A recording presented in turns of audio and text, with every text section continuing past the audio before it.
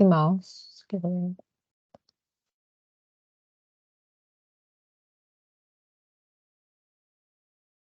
Estimados estudiantes, esta semana estaremos empezando con la unidad 4 del Derecho Penal Juvenil. Estaremos hablando acerca de los recursos, ¿verdad? En el Derecho Penal Juvenil. En esta semana nos corresponde iniciar pues con la generalidad de los recursos. Vamos a estar hablando entonces de lo siguiente. El fundamento de los recursos. El fundamento de los recursos es la falibilidad humana y el interés por la justicia. En primer lugar, cuando hablamos de la falibilidad humana, eso significa que como personas, los jueces también se pueden equivocar. ¿Por qué? Porque son falibles. No hay ninguna persona humana infalible. Entonces hay una posibilidad de que se equivoque. Entonces, por eso es que existen los recursos. Por eso es que las partes tienen derecho a recurrir, ¿verdad? ¿Por qué? Porque nos podemos encontrar ante una situación en la que el juez se equivoque. Por otro lado, el interés por la justicia, ¿verdad? Que tienen siempre las partes. Obviamente, cada una desde su propia visión de justicia, pero tiene un interés, ¿verdad? Por ejemplo, en un proceso penal,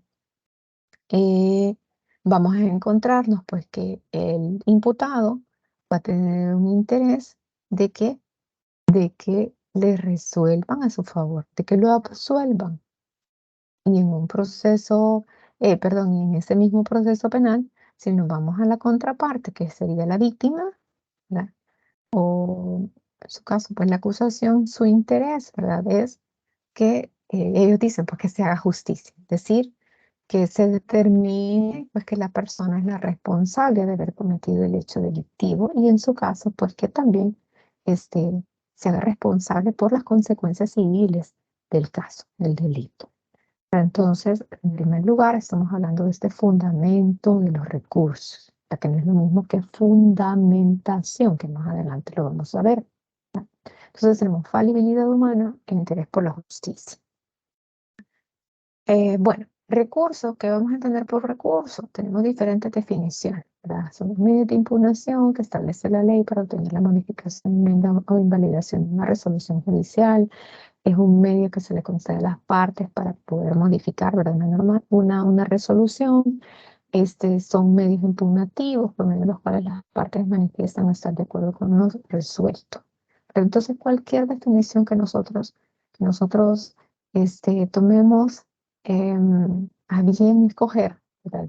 Con esto no significa que solo estas definiciones podamos encontrar, ¿verdad? Hay muchas otras definiciones, aquí solo estas tres, una forma de decir. Pero todos, bueno, son instrumentos de impugnación, son medios de impugnación que van a tener como finalidad o lo que se busca con ellos, pues es que se modifique la resolución. Una resolución, pues que no estoy de acuerdo porque me genera algún agravio, ¿verdad? No estoy de acuerdo porque no es lo que yo quería, ¿verdad? Entonces, tenemos esta parte de la definición, ¿verdad? Los recursos tienen, al hablar de recursos, mejor dicho, hablamos de tres elementos. El primero es la existencia de un sujeto legitimado para interponer el recurso, ¿verdad? Estamos hablando de la legitimación. Ustedes recordarán posiblemente cuando empezaron sus materias procesales de esta parte, ¿verdad? La legitimación. ¿Quiénes están legitimados? Si hablamos de legitimación activa, legitimación pasiva, pues hablaron ustedes, estudiaron acerca de esto. Entonces, esto es importante, ¿verdad? Dentro del recurso. ¿Por qué? Porque es un elemento, ¿verdad? Un elemento de recurso, la legitimación. Es decir, solo pueden recurrir aquellos que tengan una relación directa con el objeto procesal. Eh, por ejemplo, siempre en materia penal, ¿verdad? Que es lo que estamos estudiando. Eh, en materia penal, ¿quiénes están legitimados? Bueno, están legitimadas las partes, ¿verdad? El imputado, la víctima, la acusación, la defensa, ¿verdad? Pero si un testigo quiere presentar un recurso, pues, no está legitimado porque no tiene relación con el objeto del proceso, ¿verdad? Entonces, la legitimación es un elemento importante. ¿Qué implica que falte este elemento? Implica que le van a rechazar el recurso. ¿Ya? Eso implica cualquiera de los tres elementos que haga falta, entonces le pueden llegar a rechazar el recurso. El segundo elemento es que es el agravio. ¿Ya? Una resolución que en consideración de la parte interesada le cause agravio. ¿Ya? Este es otro elemento indispensable en el recurso. Si usted no señala agravios, entonces le van a rechazar el recurso. Ni siquiera le van a estudiar el recurso, sino que inmediatamente se lo rechazan, no al lugar por no haber hecho referencia al agravio. El agravio que es aquello que le causa daño, aquello que le causa un menoscabo. Entonces debe señalar agravio. Obviamente es fácil determinar, es fácil explicar un agravio cuando, por ejemplo, la resolución que yo pretendo impugnar es aquella en la cual se ha ordenado mi privación de libertad. Sí, un agravio claro, ¿verdad? Un agravio claro, puesto que no estoy en libertad. Esa resolución, ¿no?, que emitió el juez, la jueza, me está causando agravio. ¿Por qué? Porque me priva de mi libertad de un derecho fundamental. Entonces, este es el segundo elemento. Debemos de señalar, pues, entonces, agravios, o el agravio. El tercer elemento es el elemento objetivo, es decir, que la resolución sea posible, que se revise. ¿Por qué? Porque así lo determina la ley. ¿Por qué? Porque así lo dice la ley. Así vamos a encontrar en la normativa, ¿verdad? Perdón, el recurso de revocatoria que se presenta contra todo tipo de resolución, por ejemplo. Ahora, o puede decir, el recurso de revocatoria solo va a poderse presentar respecto de estas resoluciones, si aparece un listado de resoluciones, por ejemplo. Entonces, em, este elemento, pues, respecto de la revisión de la resolución por el mismo, ¿verdad?, o diferente juzgado con mayor jerarquía. En el caso de materia penal juvenil, estamos hablando de una resolución que puede ser revisada, digamos, entre comillas, ¿verdad?, evaluada, analizada, ¿verdad?, por el mismo juez, es decir, por el mismo juez de menores, ¿verdad?, o por la Cámara de Menores, que sería aquel tribunal que tiene mayor jerarquía. ¿Verdad? Pero ¿por qué lo va a revisar este y no el otro? Bueno, porque así lo determina la ley. Así nos lo está diciendo la ley, que es posible que exista eh, em, esta resolución que va a ser impugnada por un recurso de revocatoria, por un recurso de apelación especial, etcétera, ¿no?, y que será tal tribunal o tal juzgado el competente para resolver. ¿Ok? Entonces tenemos estos tres elementos. Luego tenemos los efectos. En materia de recursos hablamos de tres efectos: el efecto devolutivo, el efecto suspensivo y el efecto extensivo de los recursos. El efecto devolutivo implica, pues, que el recurso va a ser tramitado y va a ser resuelto por un tribunal superior, ¿ya?, al que ha emitido la resolución que se está recurriendo. Entonces, la resolución, es decir, se emite una resolución, esta resolución se recurre, se envía para que sea el Tribunal Superior el que le dé el trámite y que resuelva, ¿verdad?, decida sobre si confirma esa resolución, la revoca, la anula, etcétera. Y una vez decidido por el Tribunal Superior, para que no se nos olvide, ¿verdad?, les señalo esto, una vez resuelto, devuelve esta información, ¿verdad?, devuelve esta decisión al tribunal inferior para que ésta lo ejecute. Ahora, entonces, el recurso puede llegar a tener un efecto devolutivo. No todos los recursos tienen efectos devolutivos. ¿Por qué no? porque habrán algunos en los cuales el recurso, perdón, será conocido por el mismo tribunal. Entonces, este resuelve y este ejecuta. Pero habrán otros recursos que sí tendrán efecto devolutivo. ¿Por qué? Porque será el juez superior el que conozca, el que resuelva y el que ordene al inferior que eh, ejecute. ¿Ya? Bueno, el efecto suspensivo. ¿Qué implica el efecto suspensivo? El efecto suspensivo es que mientras el recurso se está conociendo, mientras el recurso se está tramitando, queda suspendida la ejecución de la resolución que se ha impugnado. ¿Ya? Entonces, mientras el recurso, repito, ¿verdad? Mientras el recurso se está conociendo, eh, queda suspendida la ejecución de la resolución impugnada. En materia penal juvenil, no tenemos efectos suspensivos, se lo van a encontrar dentro de los artículos que darán lectura esta semana.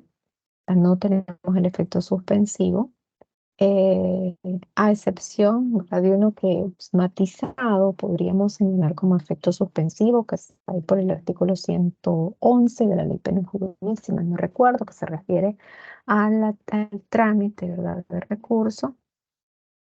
De, de revisión, creo. Ya vamos a ver. Ya lo vamos a ver. Ese es más adelante. Em, quiero ver si mejor veámoslo porque estoy con esa duda. Con exactitud, ¿qué artículo es? Vamos a ver. Vamos a hacer esto más chiquito. Y les menciono, porque aquí tengo la ley abierta. Ya les digo. Artículo. Vamos a ver qué artículo es. Entonces, sí, el artículo 111, exactamente, recurso de revisión. 111. Si ustedes encuentran el artículo 111 en su ley, dice, durante la tramitación de recurso de revisión, la Cámara podrá suspender la ejecución de la resolución impugnada y disponer la libertad asistida del menor si éste se encontrare cumpliendo medida de internamiento. Entonces, solo en este caso estamos hablando de una especie de suspensión, aunque en realidad el artículo 111 nos está hablando pues, de la suspensión de la resolución impugnada, pero estamos hablando de recurso de revisión. Más adelante vamos a estudiar un poco más acerca de este recurso de revisión, solo mencionarles porque ese es como el artículo que nos viene a señalar esta situación de la suspensión de una resolución. Pero entonces, tenemos, ¿verdad? Dentro de nuestra ley, em, toda esta parte eh, em, general de los recursos. Y esta justamente la parte que nos habla acerca de los del efecto suspensivo de los recursos, ustedes lo encontrarán en el artículo 98, inciso tercero, donde se señala pues que mientras se tramite recurso no se suspenderá el cumplimiento de la norma impugnada. Ahora bien, luego tenemos, permítanme, tenemos acá, luego tenemos el siguiente efecto, que es el efecto extensivo. El efecto extensivo de los recursos implica que eh, eh, su resolución o la resolución del recurso puede llegar a tener algún efecto en otro imputado, aunque éste no haya recurrido, ¿ya? Siempre y cuando pues sea un resultado beneficioso. Esto nosotros lo vamos a encontrar siempre en el artículo 98, em, que justamente señala esta parte. Solo vamos a hacerlo más chiquito para yo poderles leer el artículo 98, la parte que corresponde. Creo que es el inciso quinto. Déjenme ver. 38. Aquí está, sí, justamente el inciso quinto. Cuando la resolución impugnada se refiere a varios menores, el recurso interpuesto a favor de uno de ellos beneficiará a los demás, salvo que se hubiera interpuesto por motivos exclusivamente personales. Esto es el efecto extensivo de los recursos, el inciso quinto del artículo 98, el efecto extensivo. ¿Qué significa esto? ¿Cómo es que realmente procede el efecto extensivo? Pues resulta, imagínense ustedes, que se han procesado a 5 adolescentes, bueno, digamos 3 adolescentes a los cuales se les declara responsable de haber cometido un hecho delictivo, ¿verdad? Es decir, se consideraron culpables. Entonces viene uno de ellos, no los tres, viene uno de ellos y presenta su recurso de apelación especial. Y el recurso de apelación especial dice que los hechos no sucedieron o que es atípico, ¿verdad? Los hechos. Entonces la Cámara revisa y dice, sí, efectivamente, estos hechos no los podemos adecuar a ningún artículo del Código Penal, ni menos a una legislación especial. Entonces, eh, pues no confirman la resolución definitiva. Es decir, favorece, ¿verdad? Porque ¿qué es lo que va a corresponder? Absolverlo, ¿verdad? Dejarlo sin responsabilidad penal. Entonces, como el hecho es atípico y no es eh, algo personal, ¿verdad? De quien presentó el recurso, aunque los otros dos imputados no hayan presentado el recurso de apelación especial, van a verse favorecidos. ¿Por qué? Porque hay un resultado beneficioso que se obtuvo por medio de recurso de apelación especial y que se extiende este resultado beneficioso hasta ellos. Porque resultaría ilógico, ¿verdad?, que ante un hecho atípico, aquellos otros dos que han resultado también, aunque han sido declarados responsables, pero porque no recurrieron, van a tener que cumplir una condena de un hecho atípico, ¿no? Esa es la lógica de este, de este efecto. Por el contrario, si el motivo por el cual se impugna es personal, es decir, imagínense que siempre tenemos tres, pero viene uno de ellos y dice, mire, realmente yo actué en legítima defensa, los otros dos pues ni los conocía, pero cuando vi la trifulca, pues yo lo que hice fue también defender, ¿verdad? Porque estaban ellos, los otros dos imputados, estaba el otro tercero, etcétera, y se lograse comprobar que sí efectivamente hubo legítima defensa, es decir, una situación personal, ejemplo, así como se los estoy eh, eh, describiendo, ¿verdad? Porque a veces puede también señalarse legítima defensa de dos, de tres, ¿verdad? ¿No? Pero así como se los estoy señalando, miren, fíjense que solo yo me defendí, los otros tres, de los otros dos sí estaban realmente atacando a la víctima, pero en eso me atacaron a mí también, y la víctima también pensó que yo los estaba atacando, en mi trifulca, bueno, y entonces yo me tenía que defender, ¿verdad? Por ejemplo.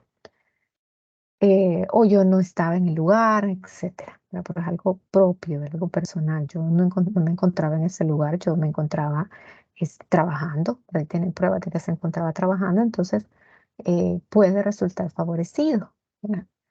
Por una resolución, pero eso no va a tener un efecto extensivo hacia los otros dos que no recurrieron.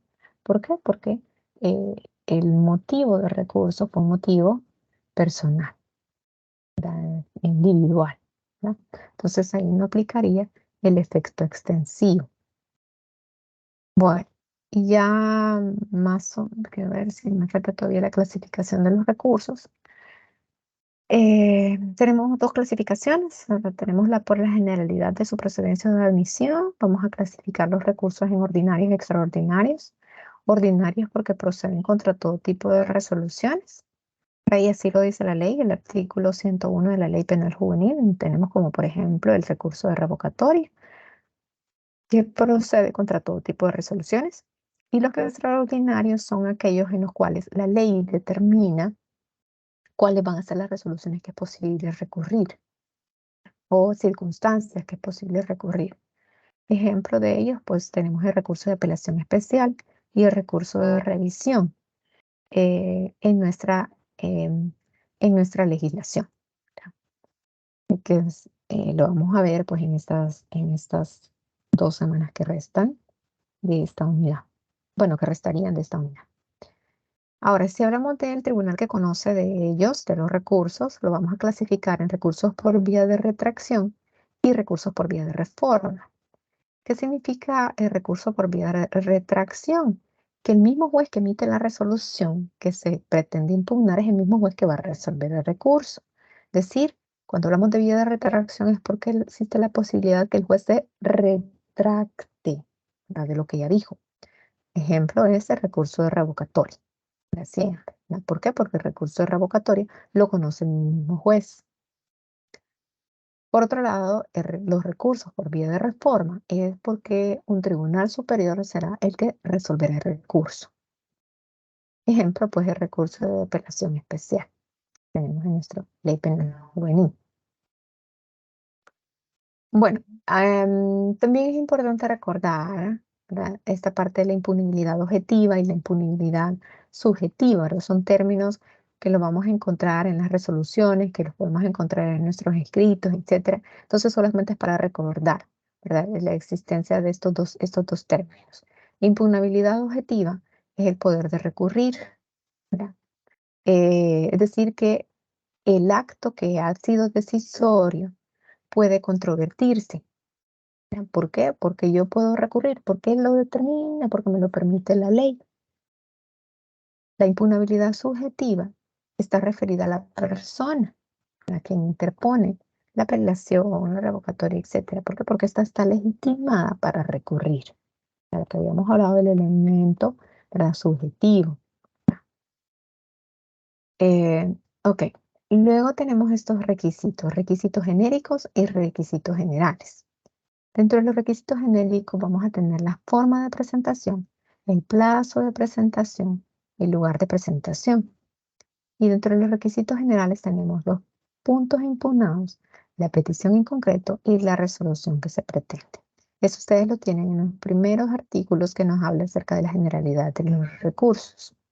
Como requisitos genéricos tenemos las formas de presentación que pueden ser que son pues por escrito, en algunos casos puede llegar a ser incluso de forma oral, como el recurso revocatorio, pero en la generalidad es por escrito.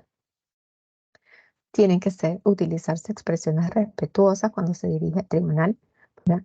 Eh, Aunque si bien es cierto, usted puede estar molesto, molesta por la resolución terrible que le acaban de entregar, pues no por eso van a utilizar expresiones que no sean respetuosas para dirigirse hacia el juez, para dirigirse al tribunal que va a conocer el recurso y sobre pues la resolución que acaba de emitir un juez, ¿verdad? Bueno, si no se presenta como señala la legislación, pues puede ser una causal de inadmisibilidad. El plazo de presentación también es importante, es un requisito. Si usted lo presenta fuera del plazo que señala la legislación, pues se lo van a rechazar, está por extemporáneo, ¿ya? Entonces se debe respetar siempre el plazo de presentación.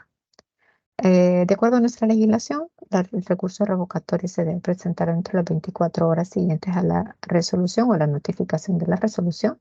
La apelación especial tenemos 3 días y la revisión es en todo tiempo, justamente por la naturaleza de este recurso, para que más adelante vamos a estar hablando por qué, ¿verdad?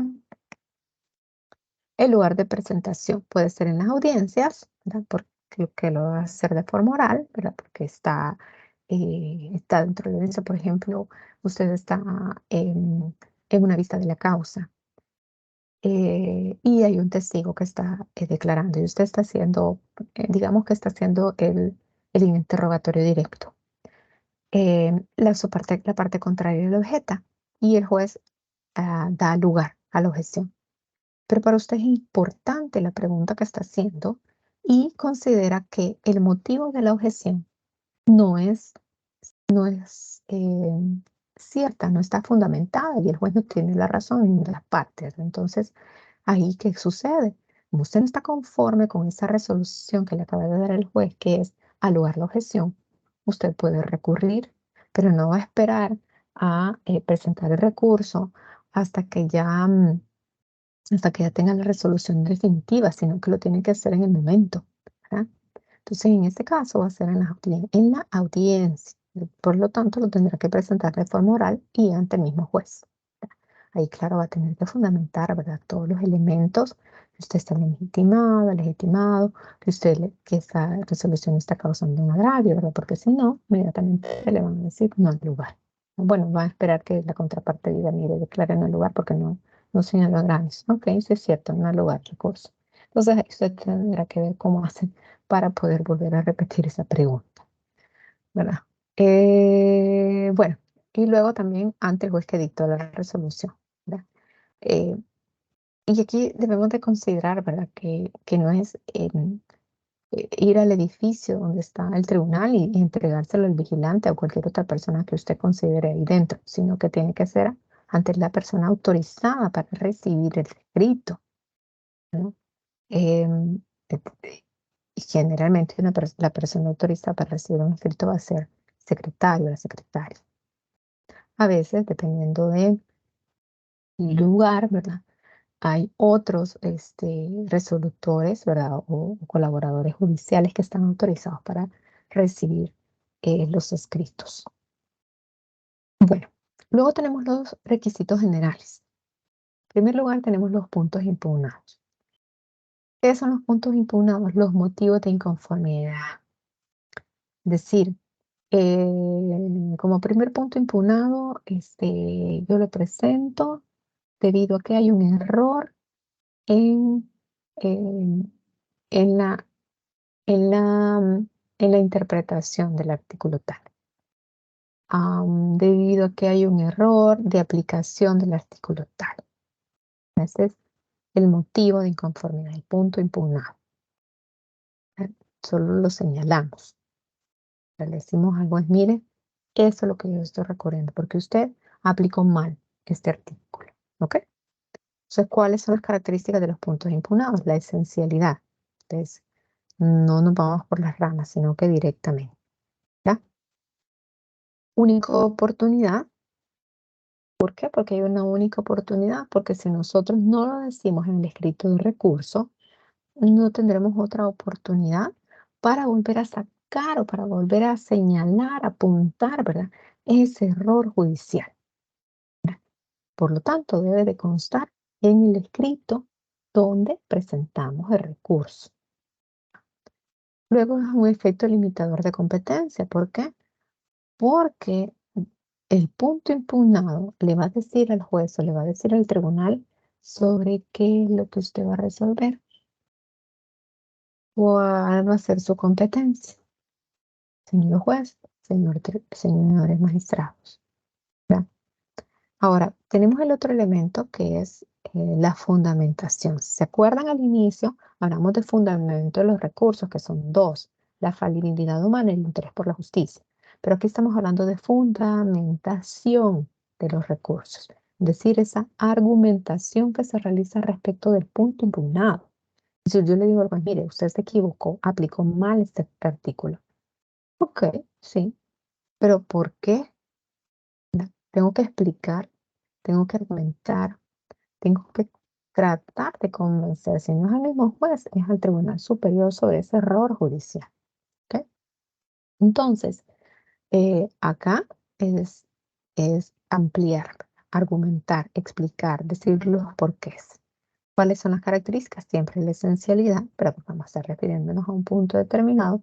Existe una dependencia, ¿verdad? Es decir, la fundamentación la vamos a realizar de acuerdo con el punto impugnado. No podemos decir errónea aplicación de un precepto legal y en la fundamentación empezamos a decir, mire, el señor juez hizo esto, fundamentó esto, el juez no valoró la prueba, etcétera.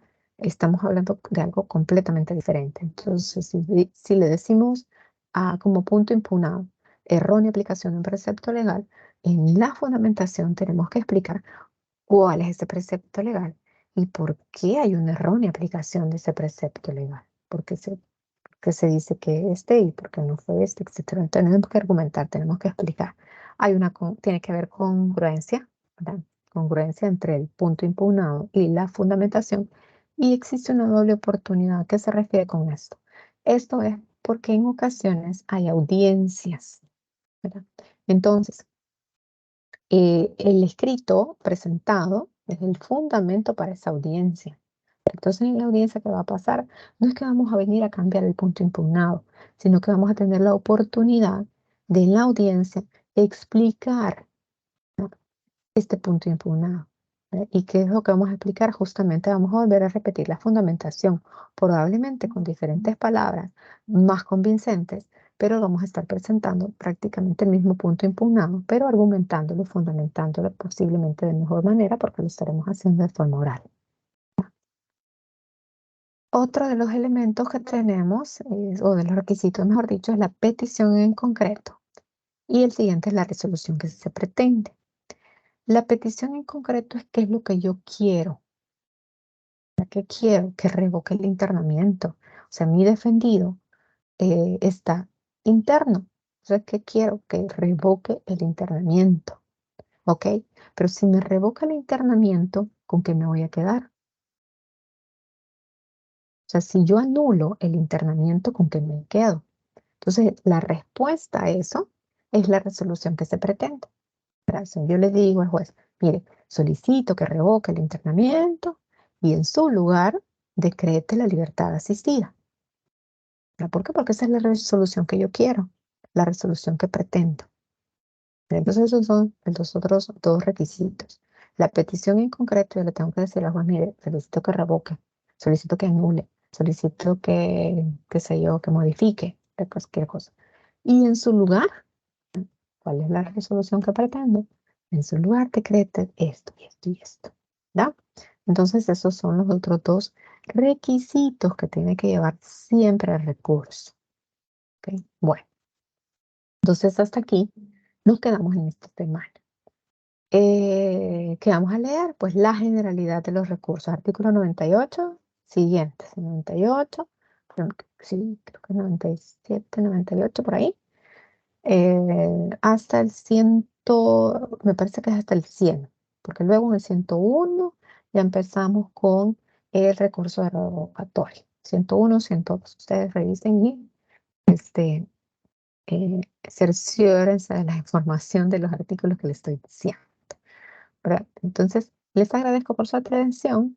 Nos encontramos pues la próxima semana. Primero Dios, ¿verdad? Tengan una bonita y bendecida semana.